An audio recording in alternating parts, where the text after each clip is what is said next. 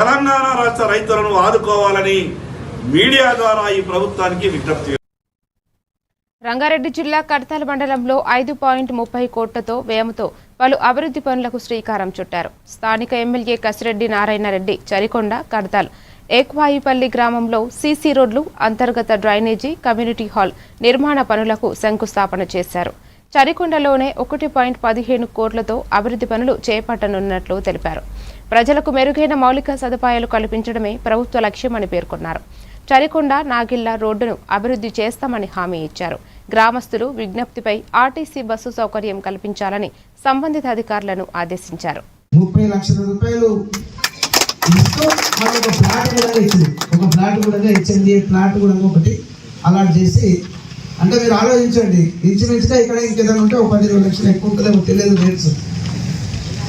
ఇక్కడ బ్రాహ్మణపల్లికి వెళ్ళాము మాడుల మండలంలో. ఆ రోజు 5 లక్షలు 6 లక్షలు ఉంటే నేను ఆ రోజు 8-9 లక్షలు ఇప్పిస్తాను.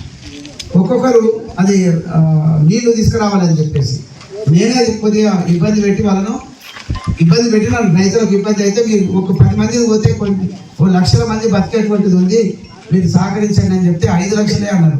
మీరు భూమి కొనుక్కునేది ఎంత అయిందో మీరు చెప్పుకుంటే మరి 8-9 లక్షలు 10 లక్షల వరకు అవుతుందంటే ఆ రోజు 8-4 లక్షలు 9 లక్షలు 10 లక్షల వరకు ఆ భూమికి ఇప్పించిన రంగారెడ్డి తోటి ఇక్కడికి నీళ్లు తీసుకొస్తాం. 1 లక్ష ఎకరాలకు సాధించే విధంగా దాన్ని కూడా ప్లాన్ చేస్తాం. దీనికైతే బాగా టైం పడుతుంది, మళ్ళీసారికి అవుతుంది.